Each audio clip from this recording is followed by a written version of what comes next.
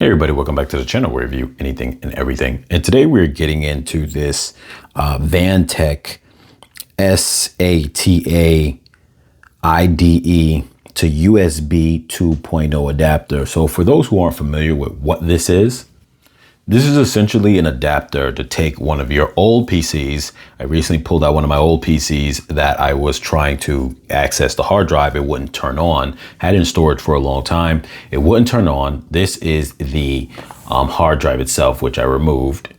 They usually just kind of go into a slot like that.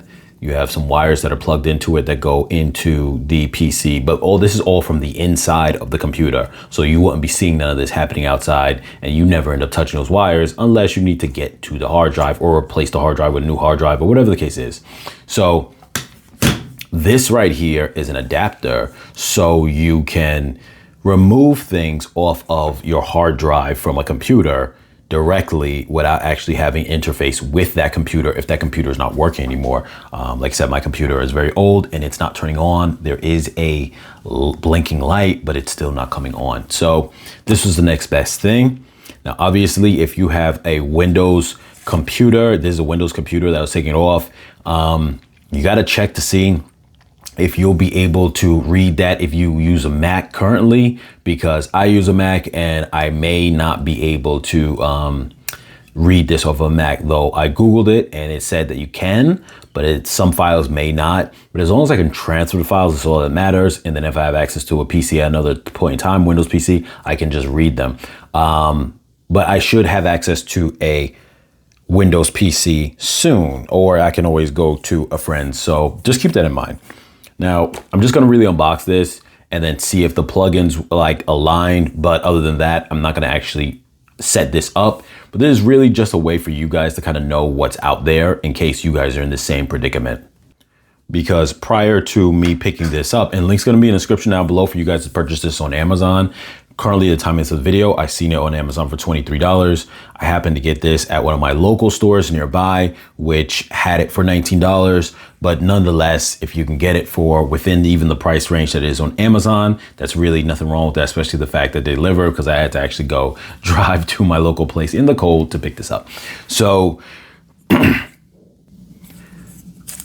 as we unbox this, I just want to kind of shed the thought that, like I said, this is really for those who don't know, because I didn't know myself of a way. I went there because my local tech place had tech support.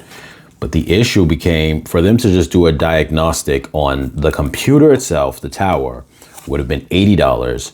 And for them to just take whatever information is off the hard drive off, and in that case, they're not going to do a diagnostic, they're just going to retrieve information. They said that would be $150. So at that point, it's kind of crazy to not just try to get it off yourself if you can. So that is where my mind was at with that. And I asked them, and I went online at some of the ones that they had mentioned. They mentioned the same brand, but they mentioned a different one that was like about $36 in store. And so I had just said to myself, all right, well, let me check. I checked online. That same one they had in the store online was the same price on Amazon. So I said, at that point, maybe I'll just end up getting it. And then I asked them if they had some cheaper ones, and they did, and they had this.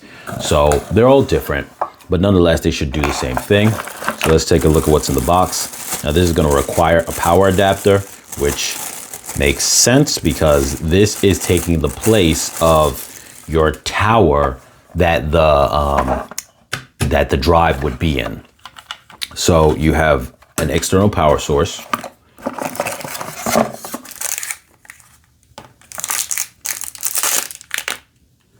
This is the SATA or SATA. We're just going to call it that for short. Now, I'm not really too sure. I'm going to have to look at the instructions on how it all goes, but from my knowledge, not sure if this would go, how this would plug in. It's supposed to work for this type, but let's see, because we got some more other plugs going on too. We've got this here. Okay. And then we got these. These are actually the plugs that I'm looking for here that are similar to the ones that were on the on the PC. We'll hold that because we might have to kind of tie these together for a little bit of wire management. So we have these. Now, normally on the computer, if we have this wires coming down from a drop point, and this type also is coming down from a drop point. Let me remove this really quickly. And I'm not going to go into the instructions really right now on the video, because like I said before, this tells you what is what comes in it. Supports 2.5 and 3.5 SATA or PATA. I'm just going to call it like that rather than read out the letters. Hard drives, compact and light design for easy storage. Supports 5.25 optical CD, DVD, Blu-ray drives. So this pretty much is a reader of drives, because this right here is considered a drive that slots in. Just like when you have those ports, you would normally have a DVD drive in your old computer. Obviously new ones do the same thing. Or you would have, this is considered a drive. So all types of drives. So I guess they all plug in the same way with these same type of plugins. Now, I'm gonna have to read the instructions to find out as far as like how to get everything going and whatnot. And I'm not gonna go through all of that here because like I said, I have nothing to plug it into to actually make it work right now. But just to show you guys how the plugs go. So in your computer, this plug was there. And let's just make sure that it fits.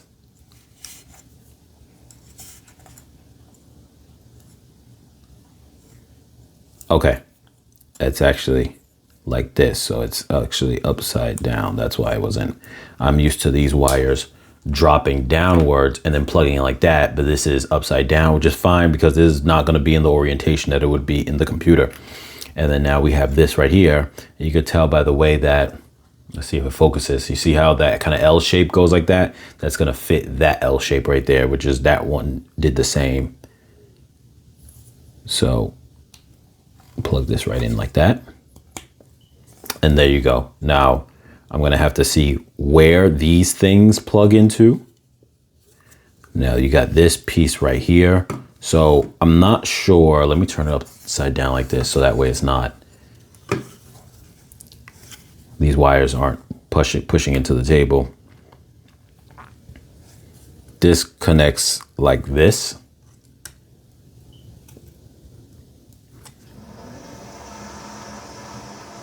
These are where the pins are. So just be very careful, because one thing you don't want to run into is messing up the pins. So that goes right here. This is obviously the power adapter will plug into that port there.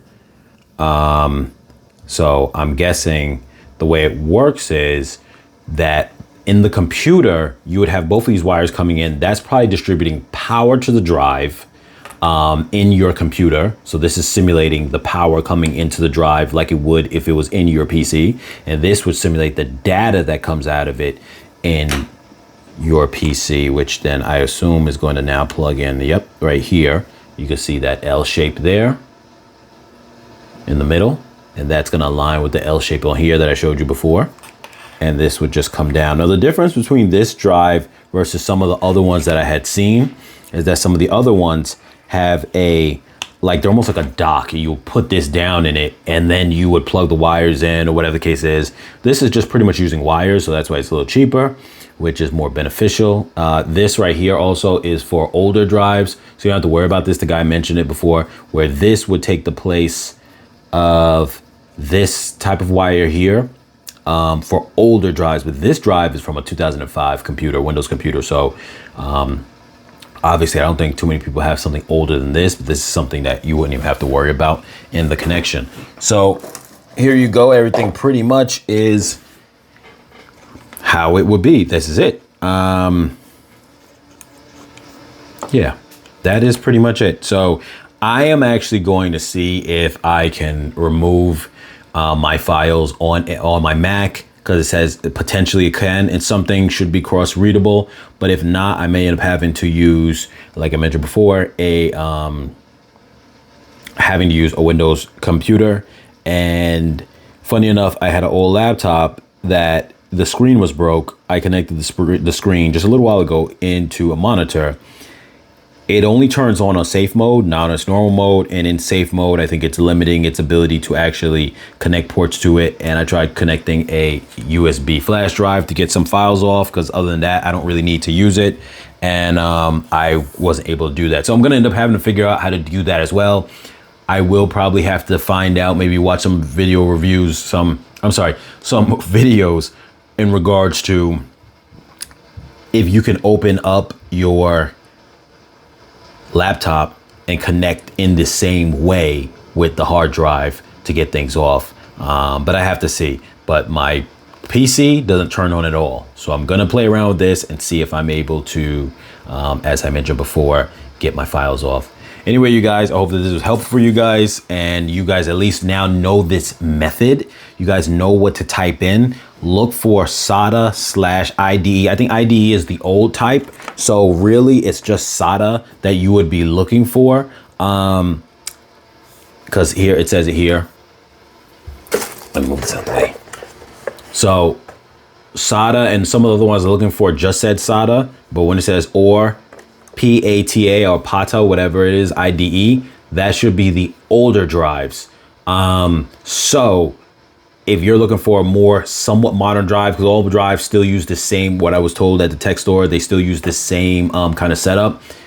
You're really just looking for that right there, pretty much a SATA to USB 2.0 or 3.0 adapter, anything of that sort. But usually you don't need to buy something that's 3.0, because if you have an older system, your files are probably so small that you probably might have 10 gigs saved up or something like that. If your thing is as old as mine, 2005, it might be no more than like 5 to 10 gigs, and that will be fine. Get transfer over to 2.0. So anyway, guys, this is just to help you guys know what to look for when you guys want to transfer off of your PC. As always, you guys, like, share, comment, subscribe, and I'll catch you guys in the next video.